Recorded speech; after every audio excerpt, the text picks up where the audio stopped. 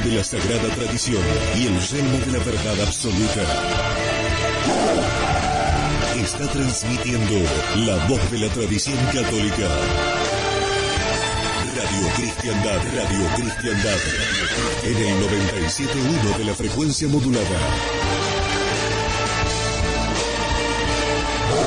Radio Cristiandad, solo la verdad, aunque duela.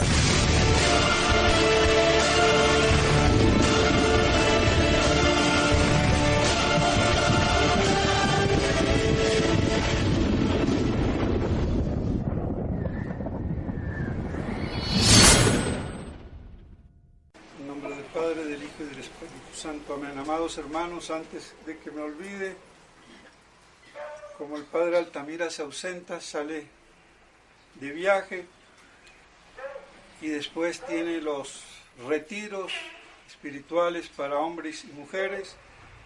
Los 3 próximos domingos la misa será allá donde él a las 10 de la mañana. Entonces, para que le avisen también a aquellos familiares y personas, para que sepan, los 3 próximos domingos. Como vemos, se inicia la parte del año litúrgico para el año, concluyendo la Navidad, aunque yo creo que se puede hasta la cuarentena, el 2 de febrero, la Virgen de la Candelaria, que es una misa, que es una fiesta y una misa íntimamente relacionada con la Natividad. Y creo que por eso se puede incluso prolongar hasta allí el pesebre. Y vemos en este segundo domingo después de la Epifanía las bodas famosas de Caná. El primer milagro que hace nuestro Señor Jesucristo, tirando, dicho sea de paso, por tierra todos aquellos milagros de los apócrifos. Con esto se corta. Por eso los apócrifos no son considerados como libros canónicos, inspirados por Dios. Pueden decir incluso verdades, históricamente hablando, pero también mezclándola con la imaginación, leyendas y todo el vericueto del mundanal ruido. Porque ahí donde no hay doctrina, donde no hay principios, donde no hay verdades, grande es el discurrir estulto del ser humano. De ahí la necesidad de la doctrina, de la teología, de los principios y mucho más para el católico que quiere perseverar en un mundo como el de hoy. Claro que se nos ha adobado, se nos ha sensibilizado a ser muy espirituales, puritanamente, sin doctrina. Y eso, lo repito, es la culpa del Kempis, a mí me perdona, de la devoción moderna.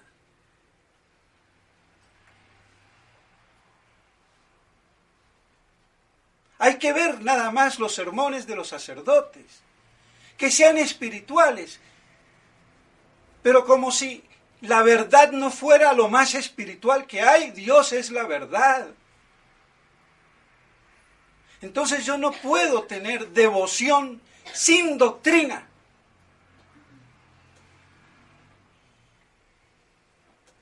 Así de claro.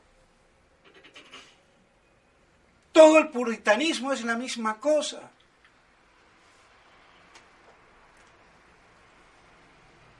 Entonces, claro, es muy difícil. La verdad incluye lo espiritual incluye lo afectivo, pero pasa primero por la inteligencia, el conocimiento, la luz, que hasta los budistas hablan de luz, del conocimiento torcido. Por eso la iglesia es luz. Y pues bien, así entonces nos encontramos con estas famosas bodas, que son las bodas de San Juan Evangelista, aunque la gran mayoría de los sacerdotes lo ignora, porque no se han leído ni la introducción al comentario de San Juan, de Santo Tomás de Aquino, prologado a su vez por San Jerónimo, ni la primera página, porque las predicaciones tienen que ser espirituales. Pero ¿de dónde saco yo la espiritualidad? Tiene que ser en la doctrina, en el Evangelio. A ver qué cultura tiene un sacerdote para predicar si no conoce el comentario de Santo Tomás a San Juan. Pues ahí está, en la primera página, con San Jerónimo y con Santo Tomás. Las bodas de Caná, las bodas de San Juan virgen. Y por eso es el discípulo más amado, que además era pariente.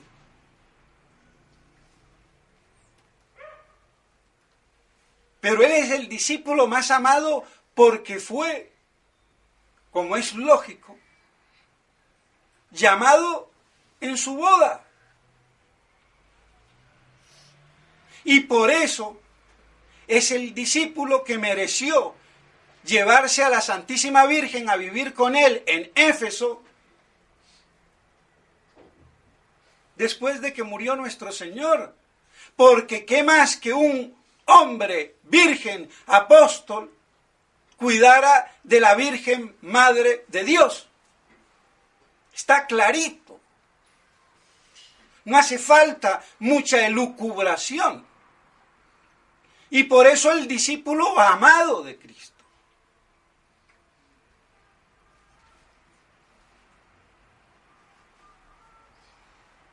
Ahora, ¿por qué es las bodas de Caná? Lo dice Santo Tomás y lo dice San Juan Jerónimo, San Jerónimo. Entonces ya basta. Lo demás es ignorancia. Y el hecho que vemos, que es su primer milagro a instancias de la Virgen, que de metiche, podríamos decir así, y de chismosa, sin querer faltar el respeto, pero para que nos demos cuenta un poco de la situación, no tienen vino. Mujer, a ti y a mí, ¿qué nos importa? O como diríamos por aquí, deje de fregar la vida, señora, así en confianza. Yo no he nacido para esto. Mi misión es morir en la cruz. Como quien dice, haced lo que Él os diga. Lo puso contra la pared. ¿Y con qué autoridad hizo eso la Virgen? A ver si algún invitado le va a decir a los sirvientes lo que van a hacer. Solamente el dueño de casa, o el que es muy íntimo del dueño de casa y para los sirvientes tiene casi prácticamente la misma autoridad.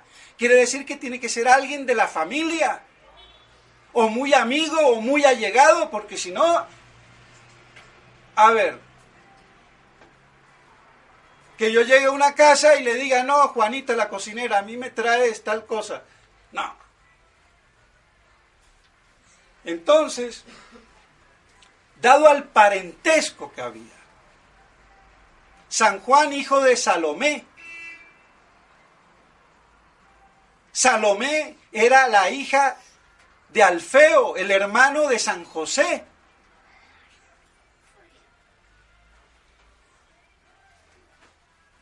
Porque San José era primo hermano de la Virgen y de Elizabeth,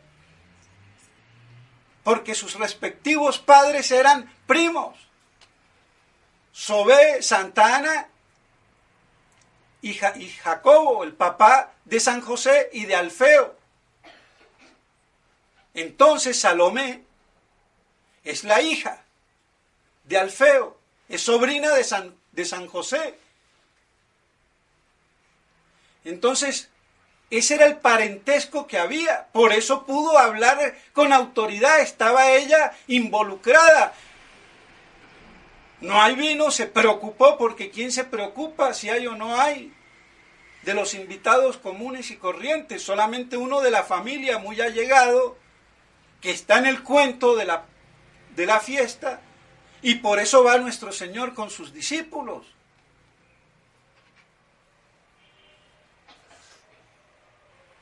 Y así entonces se ve por qué ella se preocupa y por qué le hacen caso los sirvientes. Y como dice, lo pone a su hijo a que haga el milagro sin querer hacerlo. Primer milagro a instancias de la voluntad de su madre. Y él, como buen hijo, no le iba a decir que no. Y ella, como buena madre y sabiendo bien, haced lo que Él os diga. Y nuestro Señor, llenen los cántaros. Cada cántaro tenía como, no sé, 2 o 3 metretas, si son 40 o 50 litros o lo que fuera. Bueno, ahí un montón de vino, imaginemos. Medio metro cúbico de vino, por lo menos. Entonces, presentan el vino al maestresala sabiendo de la procedencia y dice, ¿cómo? El mejor vino para el último, cuando siempre es al revés, se pone lo bueno y después ya se pone el más flojo. Primer milagro de nuestro Señor, a instancias de Nuestra Señora, podemos decir, fuera del tiempo y del lugar, Él no quería. Eso nos muestra la intercesión de la Santísima Virgen María. Lo que ella le pida, Él lo va a hacer. Y por eso, nuestra gran abogada, no hay nada que hacer. Lo que ella le pida por nosotros, Él lo va a hacer. Por decirlo así, aunque no tenga gana. Si Él está molesto conmigo porque no me quiere hablar, porque me he portado de lo peor, voy, le lloro a la Virgen y ella, hijito mío, bueno, y va y arregla la cuestión con su hijo. ¿Qué más? ¿Qué más se puede pedir? Es una vía facilísima, directa. Por eso es la vía más corta, más segura para ir a nuestro Señor, para ir a Dios. Por eso ella es la gran intercesora. Y eso no hay que olvidarlo. Ninguna devoción de ningún santo puede pasar por encima de ella. Esa es su grandeza. Por ser la mujer privilegiada, la criatura privilegiada, la madre de Dios, la deípara. Suena feo en español, la que parió a Dios, en latín no andan con tantos eufemismos. Que las cosas sí sean dichas democráticamente correcta, políticamente correcta, para que los oídos degenerados del mundo de hoy, que ve pornografía y lo que sea, y de eso no se escandalizan, pero una palabrita malsonante que me diga que la caquita es caquita, perdónenme, eso ya me escandaliza. ¿Pero qué es? Eso es ser fariseo. Porque si tengo que utilizar una palabra para que se den cuenta, no para insultar, no para ser vulgar, Pero para decirles que no es chocolate ni crema chantilly, a ver si me entienden, entonces, eso sí escandaliza. Pero ver la pornografía, la homosexualidad y lo que sea, libertad.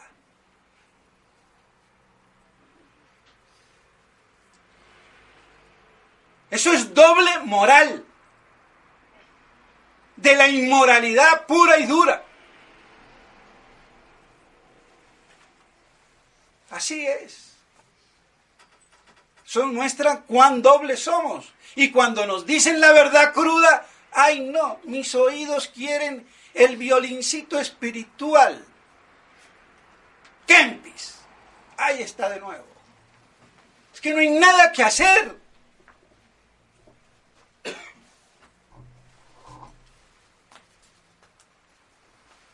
Y los papas y los santos que lo alabaron, bueno, porque el Kempis tiene cosas buenas extraídas incluso de las escrituras, pero es devoción moderna, voluntarista, nominalista y gnóstica. Si un papa o un santo no se dio cuenta de eso, ¿qué culpa tengo yo? Pero porque lo diga el papa no es infalible.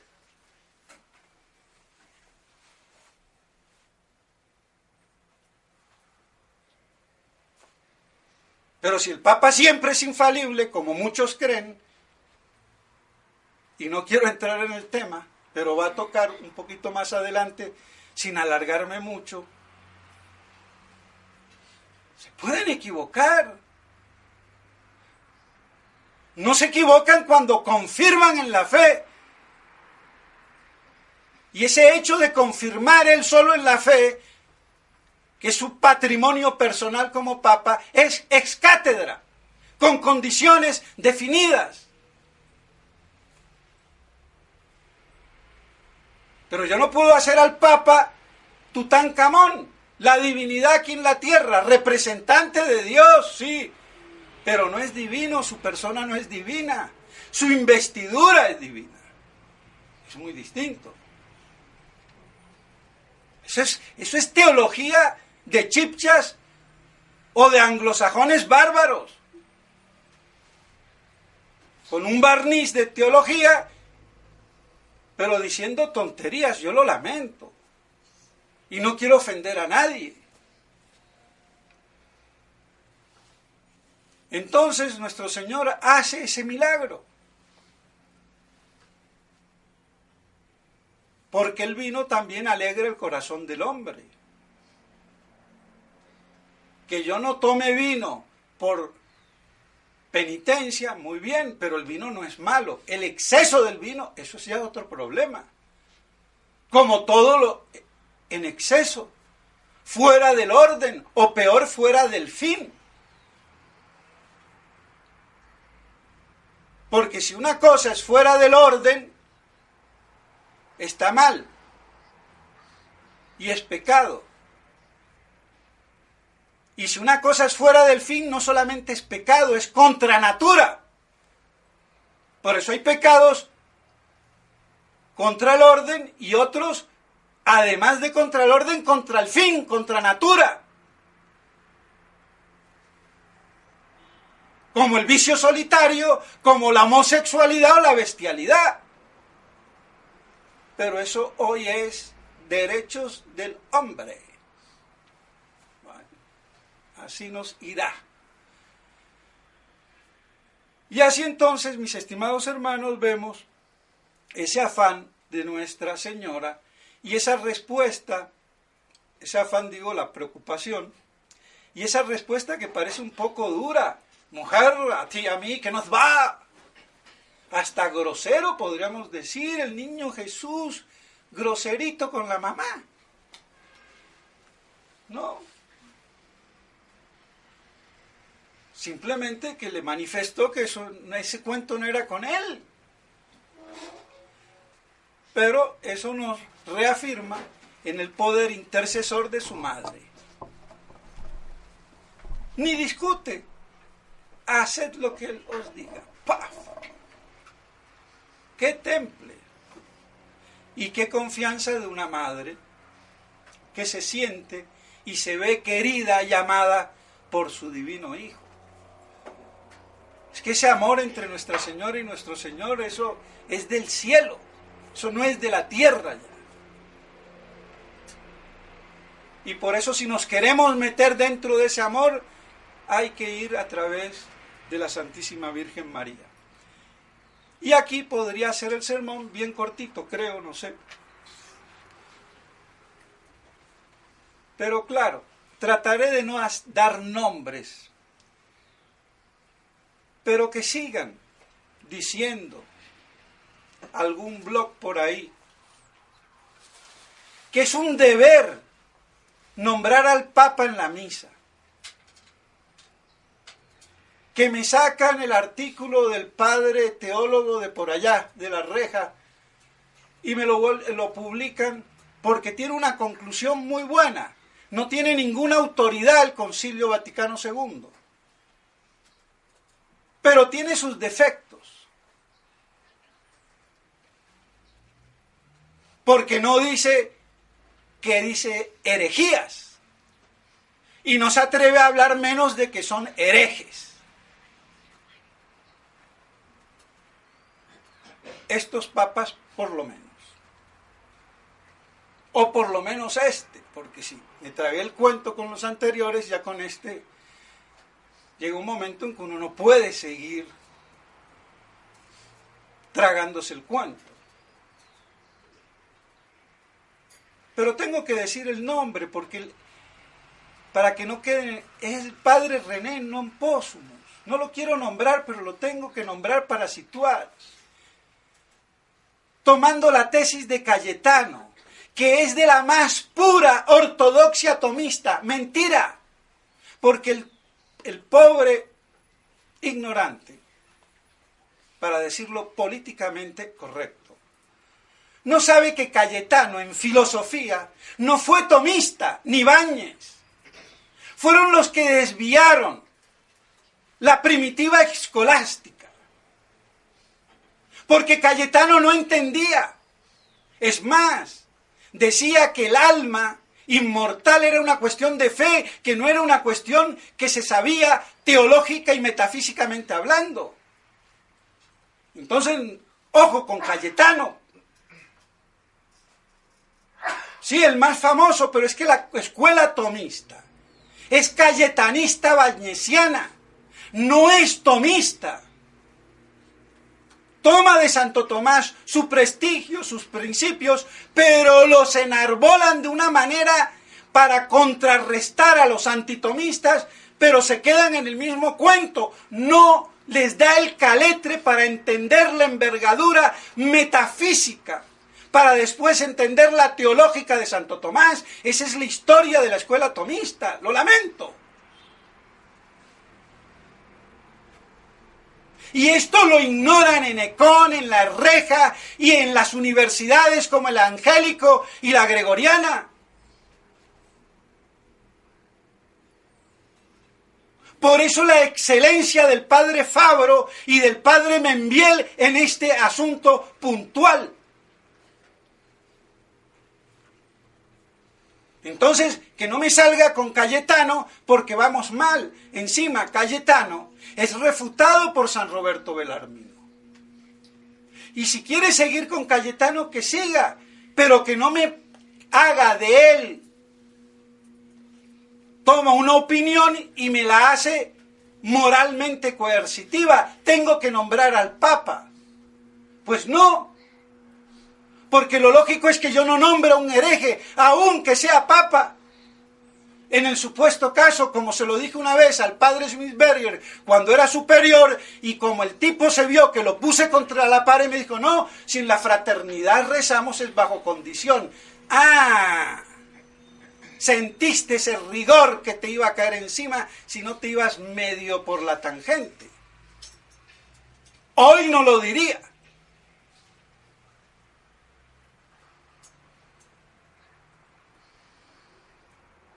Pero puede haber gente que incluso hoy no vea la cosa porque no puede, no tiene las luces, no tiene la envergadura teológica que hay que tener y está en la duda. Bueno, que lo diga bajo condición, que puede ser de pronto implícita o explícita. Que eso es lo que espero yo que pasa en la fraternidad, para los sacerdotes perplejos por lo menos. Pero San Roberto Belarmino decía muy claro, como hipótesis, sí, pero es que el plantearse la hipótesis de un papa hereje no es contra la fe, porque si no la misma hipótesis yo no me la podría plantear. Eso es lo que no entienden los ultrasedevacantistas, que hacen dogma de fe, que un papa siempre es infalible, y que si dice una herejía nunca fue papa. Y los modernistas dicen lo mismo, el papa es infalible, luego lo que diga es siempre verdad. Pero son absolutamente en el mismo principio, sedevacantistas, como todos los norteamericanos, mexicanos, franceses y argentinos, si los hay. No hay ni uno solo. Y por eso me bloquean la consideración teológica, por ejemplo, en la publicación en francés.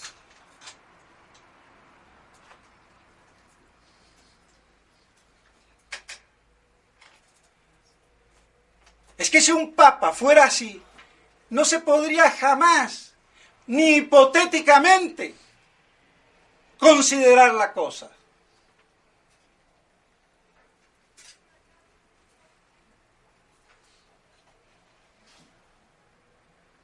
Entonces, puede ser, y siempre se ha pensado, que un verdadero papa puede caer en herejía. El mismo Inocencio III, porque ellos, ni los teólogos, ni los santos padres, ni la patrística, es lo que diga el papa.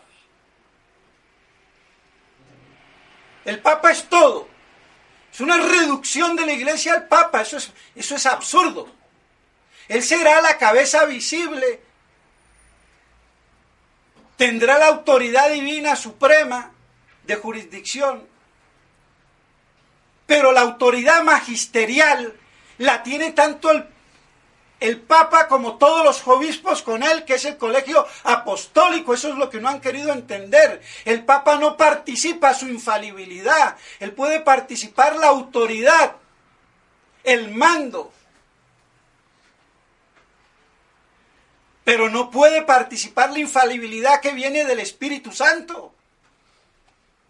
A todo el colegio apostólico, que sin el Papa no hay colegio apostólico formalmente hablando. Pero el Papa goza a su vez de esa misma autoridad magisterial solo. Eso es lo que definió el Papa Pío IX. Y esa definición no vendría al caso, porque si fuera siempre, ¿para qué me dices cátedra y no me dices siempre? Entonces esta gente, lo lamento, cae en el absurdo.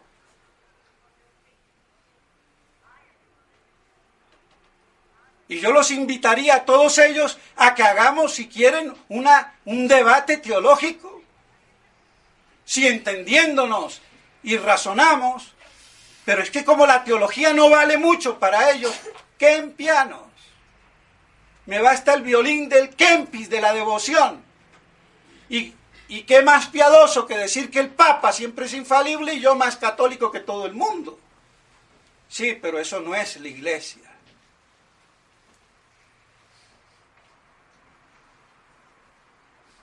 Entonces, anti-sedevacantistas y sedevacantistas puritanos, fideístas, viscerales, o como le querramos llamar, tienen el mismo principio. El Papa nunca se equivoca. Desde que es legítimamente electo, no se puede equivocar. Si se equivocó y dijo una herejía, entonces nunca fue. O los otros. Lo que diga no puede ser herejía porque no se puede equivocar. Y no salimos de esa sino teológicamente hablando.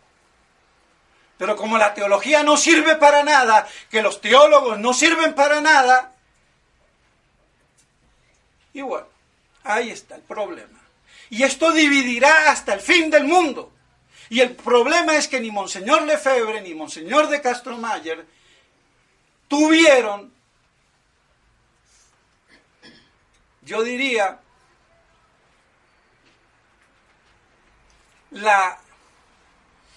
el medio de explicar esto. Dejaron la laguna. Pero Monseñor Lefebvre daba también elementos que después fueron descartados. Él recomendaba el libro de Da Silveira, de donde yo saco mucho de todo lo que digo.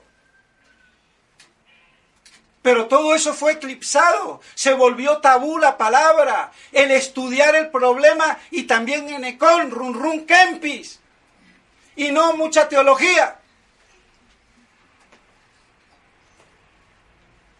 ¿Qué vamos a hacer? Pero yo no lo voy a morder la mano que me dio la vida.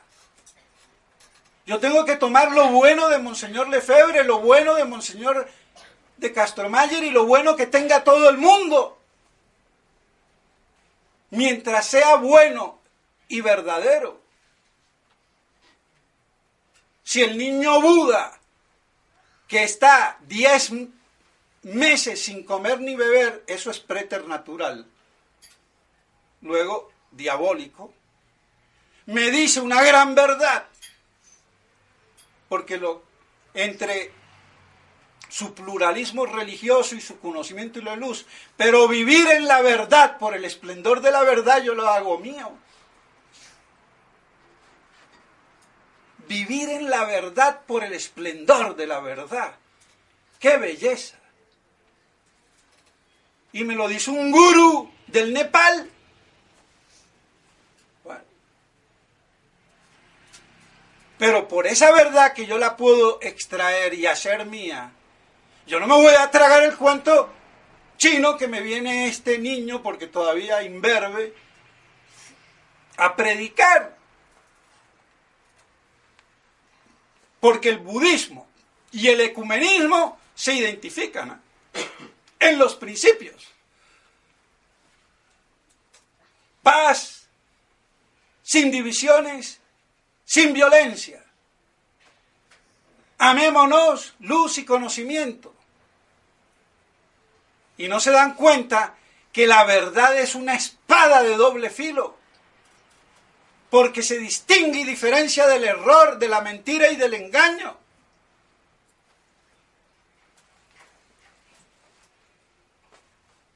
Entonces, mis estimados hermanos, hay que considerar las cosas teológicamente. Y por eso yo les invito a todos esos obispos.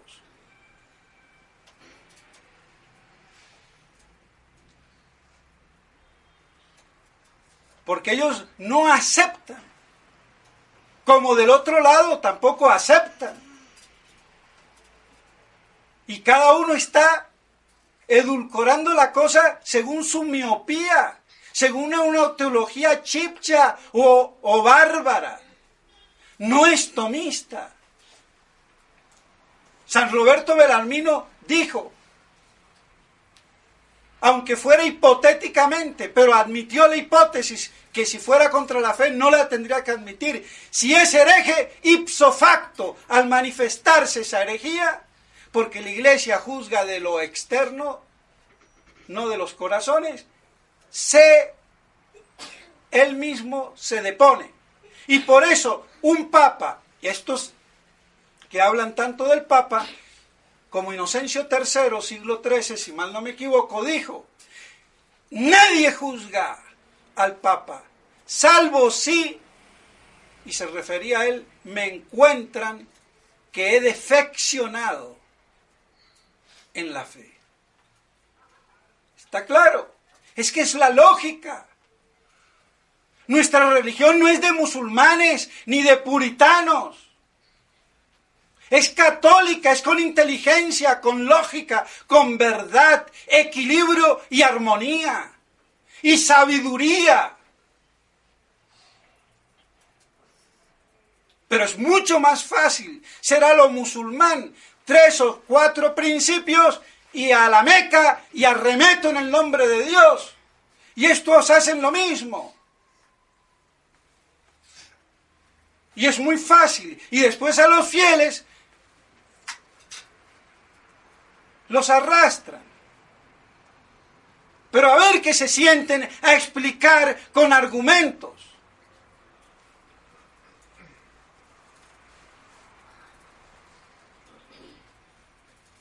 Entonces, lo lamento mucho, mis estimados hermanos, pero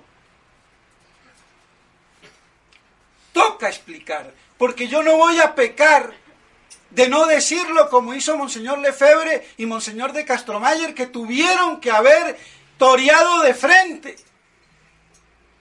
Bueno, tienen sus atenuantes, ellos dieron, pero no se le midieron por también la presión que había de las mismas Roma y porque también le interesaba esta dialéctica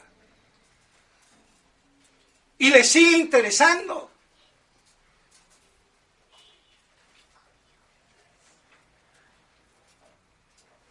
Yo quisiera saber quién es el sacerdote que con teología hable, exponga y explique las cosas para que los fieles entiendan o medio entiendan.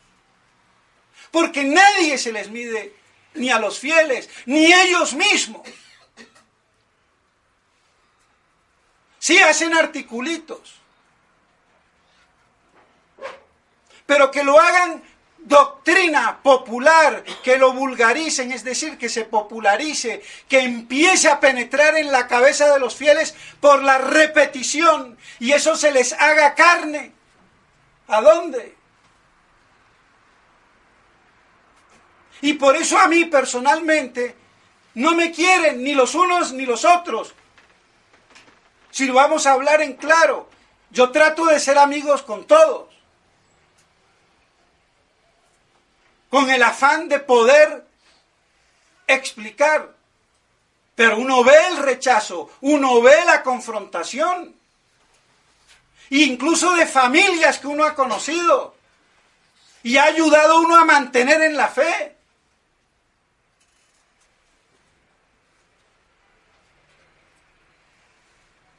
Es que es increíble. Y todos quieren su capilla, por eso yo digo, yo no tengo fieles. Son los fieles de la Iglesia y de Cristo. Yo soy un ministro más, que trata de medio hacer lo que puede. Y punto. Dejar de apropiarse las almas. Estar en función de la verdad. Y eso requiere doctrina, teología, formación, estudio, oración.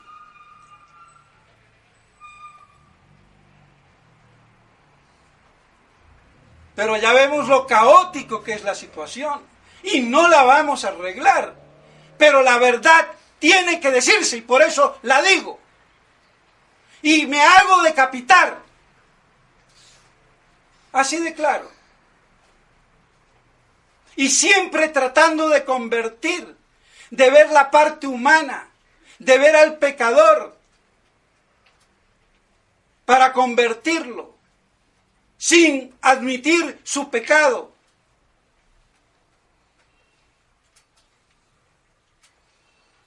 Entonces uno tiene que ahí actuar también a veces con cierta flexibilidad por la condición de la naturaleza humana. Yo por eso no digo, no vayan a la misa de la fraternidad. No lo digo. Porque si de pronto se lo digo a una persona que no está muy ducha,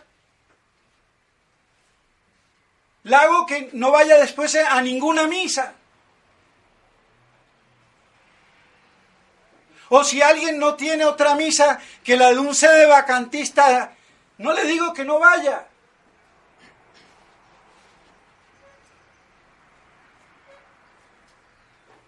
Pero no es por aprobación, sino porque a veces uno no puede quitarle el poco de luz que tiene una persona y uno espera que más adelante se ilumine, pero siempre diciendo uno, esta es la verdad. ¡Ojo!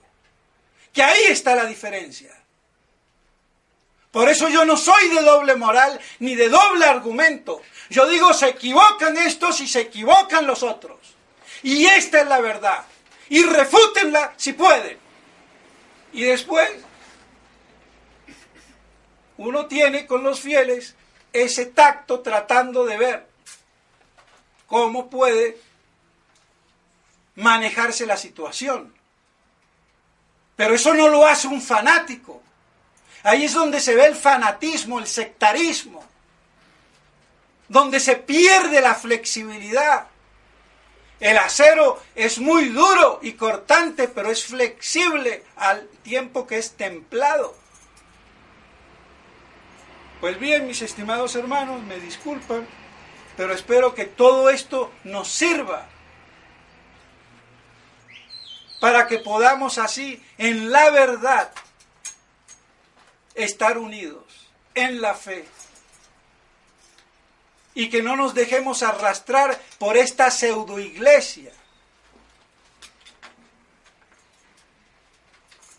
Al padre Calderón le faltan ínfulas, aunque muy buena la conclusión, pero tiene que decir el Concilio Vaticano II no tiene valor doctrinal porque no cumplió con los requisitos para ser concilio. No quiso definir nada.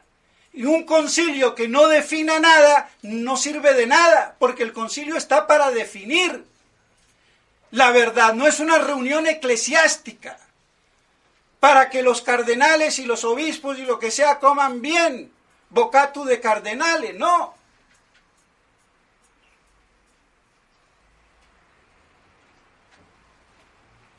Pero como hay que estar bien con Dios y con el diablo, y como ahora la fraternité le han dado prolongado por misericordia que pueden seguir confesando, bueno, hasta yo irónicamente puedo decir, y claro, porque a mí no me han echado canónicamente de la fraternidad, ni me pueden echar. Entonces también tengo la jurisdicción, que vale un pito, porque si tiene jurisdicción el hereje para que yo funja como católico, estoy muerto.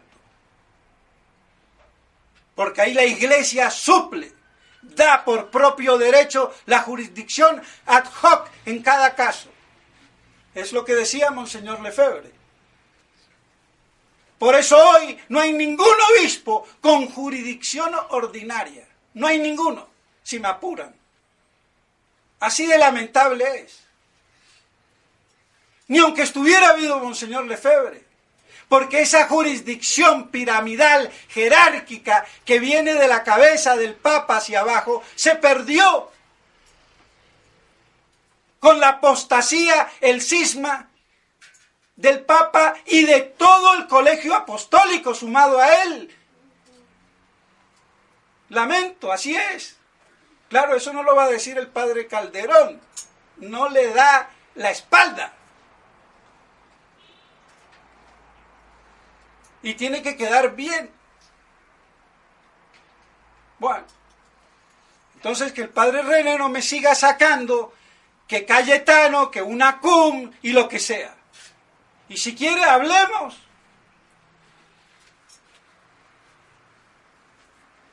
Con él y todos los que quieran. Y todos los monseñores. Y a ver con inteligencia y doctrina unidos en la verdad. En lo dudoso libertad y en todo caridad. Seamos en eso como San Agustín. Pues bien, mis estimados hermanos, que estas cosas nos nutran el alma y nos alegren como el vino, que alegra el corazón del hombre. y que así podamos perseverar en esta hecatombe apocalíptica que nos debe hacer pedir: Jesús, ven, porque esto ya no da más, no da más. Y mientras tanto, ¿qué es seguir la epístola? La epístola de hoy es un programa de vida excelente, releámosla,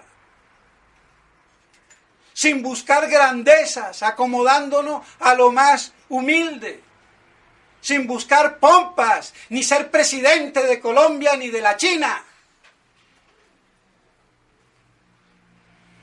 Y los tradicionalistas para ir detrás a ver como lagartos que le cae de la mesa del omnipotente presidente o lo que fuera.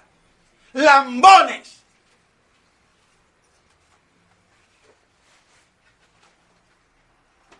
Así de claro. Haciendo el bien, evitando el mal.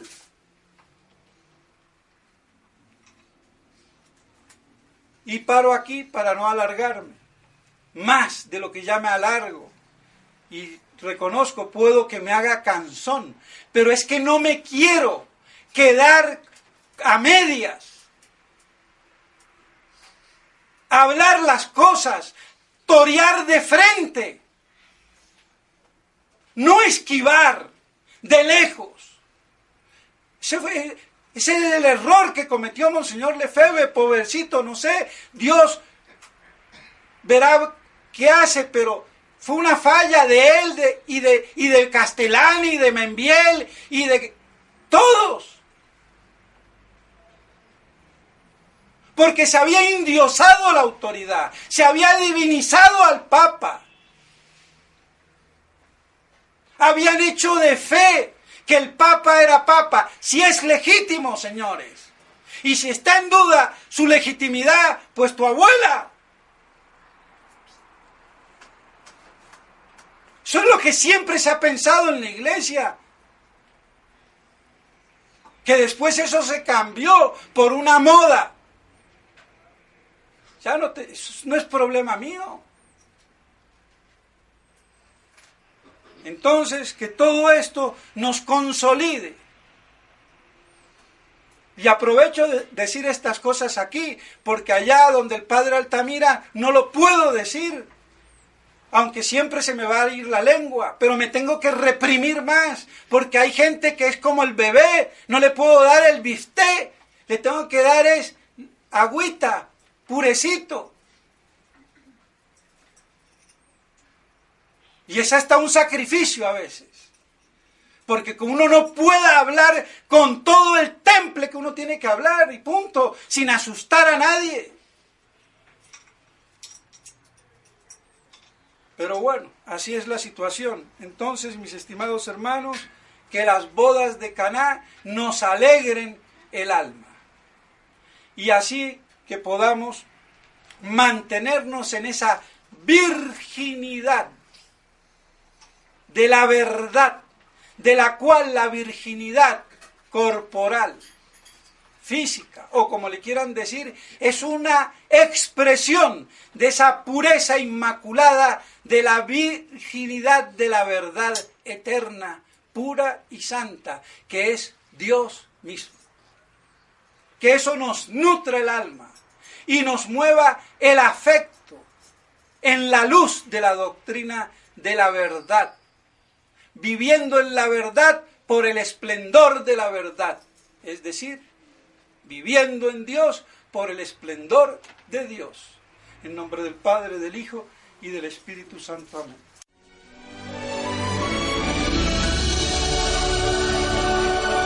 Esta es Radio Cristiandad, la voz de la tradición católica.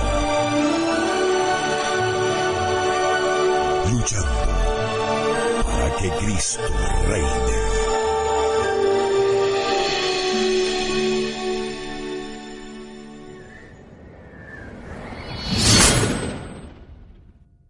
Íntimamente relacionada con la natividad. Y creo que por eso se puede incluso prolongar hasta allí, el pesebre y vemos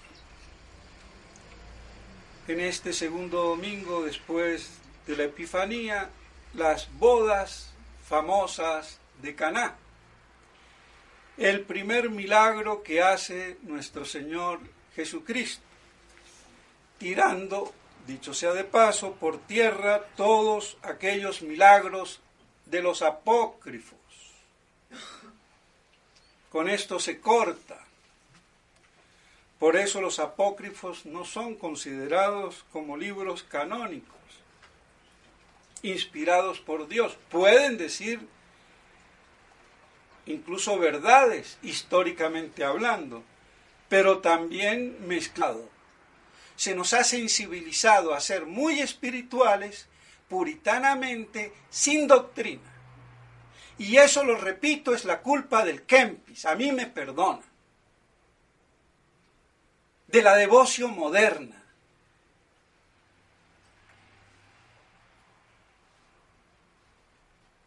Hay que ver nada más los sermones de los sacerdotes, que sean espirituales, pero como si la verdad no fuera lo más espiritual que hay. Dios es la verdad.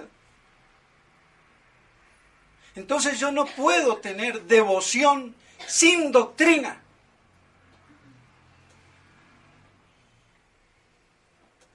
Así de claro. Todo el puritanismo es la misma cosa.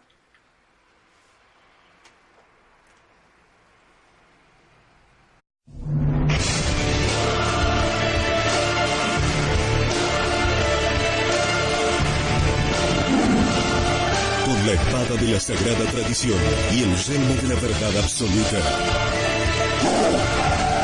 está transmitiendo la voz de la tradición católica. Radio Cristiandad, en el 97.1 de la frecuencia modulada. Radio Cristiandad, solo la verdad, aunque duela.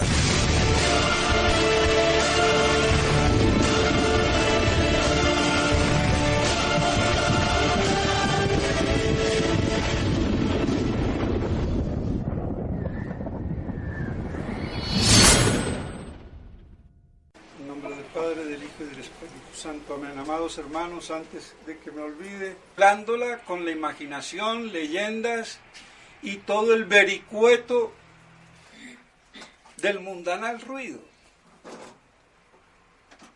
Porque ahí donde no hay doctrina, donde no hay principios, donde no hay verdades, grande es el discurrir estulto del ser humano. De ahí la necesidad de la doctrina, de la teología, de los principios y mucho más para el católico que quiere perseverar en un mundo como el de hoy. Claro que se nos ha adobado.